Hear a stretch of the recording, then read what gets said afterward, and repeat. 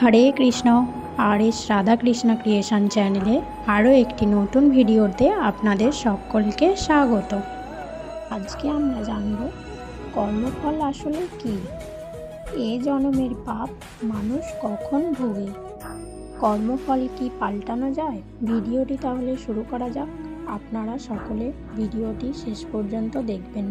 অশুভ কর্মের ভিত্তিতে মানুষের পুণ্য ও পাপ হয়ে থাকে।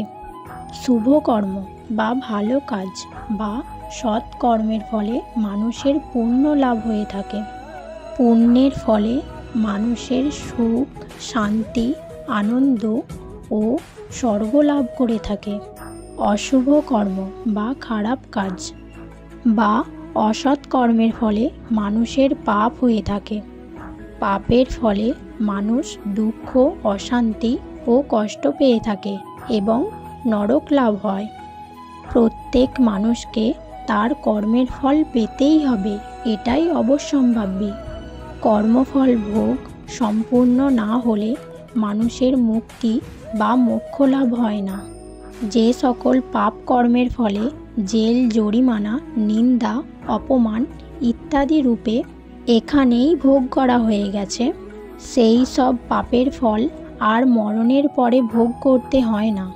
কিন্তু মানুষটির পাপের পরিমাণ কতটা ছিল এবং তার ভোগই বা কত পরিমাণ কমে গেল, অর্থাৎ সেই পাপ কর্মের ফল পুরোটাই ভোগ করলো না কিছুটা বাকি থেকে গেল, এর হিসাব মানুষের কাছে অজানাই থেকে যায়। শুধুমাত্র এর হিসাব থাকে ভগবানের কাছে। পাপের ফল সে যতটা কম ভোগ করেছে, মরণের পর তাকে অবশ্যই ভোগ করতে হবে। ইহলোকে যে পাপের ফল ভোগ করা হয়ে যায়, তাতে অল্পের ওপর দিয়ে নিষ্কৃতি লাভ হয়, অল্পেই শুদ্ধি ঘটে, নইলে পরলোক বড় ভয়ঙ্কর।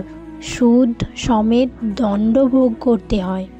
যে সকল পুণ্য কর্মের ফলে ধন, সম্পত্তি, মান, সম্মান, প্রশংসা এবং সুস্থ জীবনরূপে এখানেই ভোগ করা হয়ে গেছে, সেই সব পুণ্যের ফল আর পরজন্মে পাওয়া যায় না। যদি কিছু পুণ্যের ফল কম ভোগ হয়ে থাকে, তা পরজন্মে অবশ্যই পেতে হবে। ইহলোকে যে পুণ্যের ফল ভোগ করা হয়ে যায়, তা অল্পতেই শেষ হয়ে যায়। যে পুণ্যের ফল বাকি থেকে যায়, তা পরলোকে সুদ সমেত পেতে হয়। সেই জন্য গুণী লোকেরা পরজন্মের জন্য পুণ্য অর্জন করে থাকে।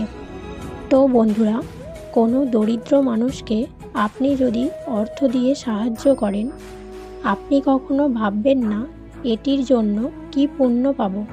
কারণ আপনি যদি এটা ভেবে ফেলেন আমি এটা পুণ্য করার জন্য করছি, তাহলে আপনি সে পুণ্যটি পাবেন না।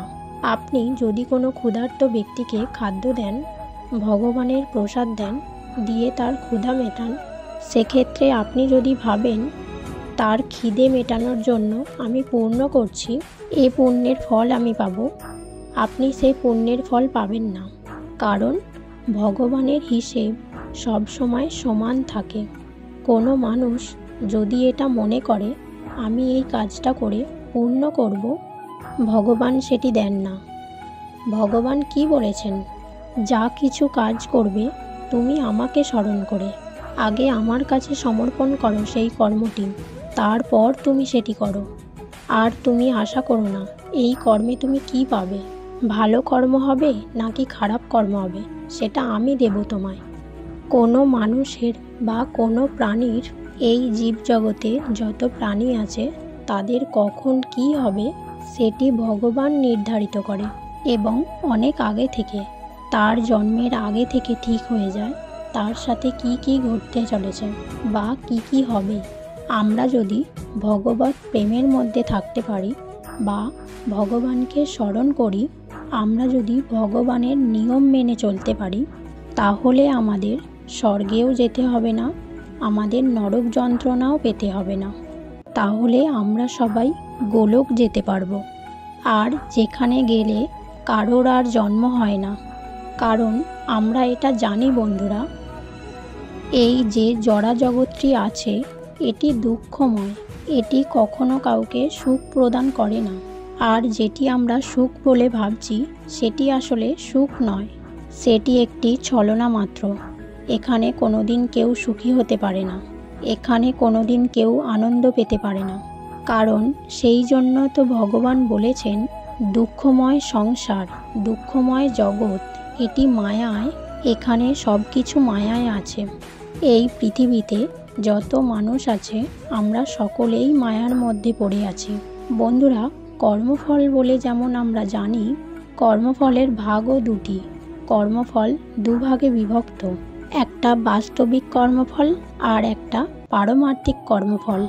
বন্ধুরা, বাস্তবিক যে কর্মফল বা আমরা যে কর্মফলটা বাস্তবে দেখছি, সে কর্মফল থেকে আমরা কতটা পূর্ণ হবে তা আমরা জানি না।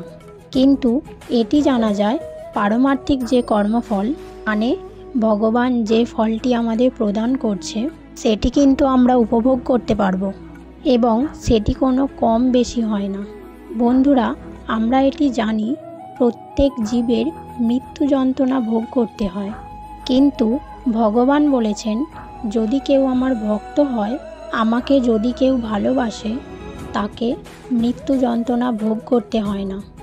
এটি বাস্তব কথা। বন্ধুরা, আমরা যদি কোনো ভালো কর্ম করি বা ভালো কাজ করি, তাহলে আমাদের সেই যন্ত্রণা পেতে হবে না, আমাদের ভগবান নিয়ে যাবেন।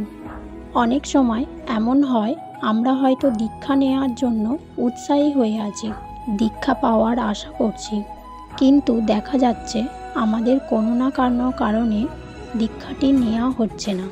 বন্ধুরা, এটি কিন্তু পূর্বজন্মের কর্মফল, মানে পূর্বজন্মের কোনো কারণে সে ব্যক্তিটি হয়তো ভগবানের কাছ থেকে দূরে সরে গিয়েছিল, সেই জন্য ভগবান তার সাথে এমন লীলা করছে।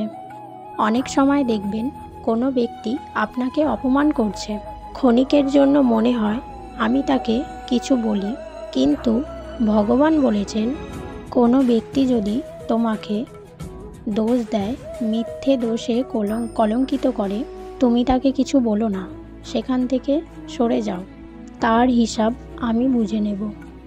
তাই কাউকে কিছু না বলে পুরোটি ভগবানের আশায় ছেড়ে দিন। ভগবান বলেছেন কখনো অহংকার করতে নেই, নিজেকে বড় মনে করতে নেই, কখনো নিজের মধ্যে আমি ভাব রাখতে নেই। সব কিছু ভগবানের ওপর ছেড়ে দাও, ভগবান বুঝে নেবে। কর্মফল কি? আমাদেরই করা কোনো ক্রিয়ার এটি হলো একটি অভিন্ন রূপ, যেটি ফল হিসাবে আমরা দেখতে পাই। এ জন্মের পাপ মানুষ কখন ভোগে? বন্ধুরা, এ জন্মের পাপ বেশিরভাগটাই মানুষ এ জন্মেই ভোগে। যদি একটু বাকি থেকে যায় তাহলে সেটি পরের জন্মে নির্ধারিত করা হয়, ভগবান সেটি পরের জন্মের জন্য নির্ধারিত করে দেন। কর্মফল কি পাল্টানো যায়? হ্যাঁ বন্ধুরা, অবশ্যই কর্মফল পাল্টানো যায়। আমরা যদি ভগবানের আদেশ বা নির্দেশ পালন করে চলি, ভগবান শ্রীকৃষ্ণকে ভালোবেসে চলি, তার চরণে দাস হিসাবে থাকি, অবশ্যই কর্মফল পাল্টানো যায়। তো বন্ধুরা, আজকের ভিডিওটি এইটুকুই। দেখা হবে পরবর্তী ভিডিওতে। হরে কৃষ্ণ।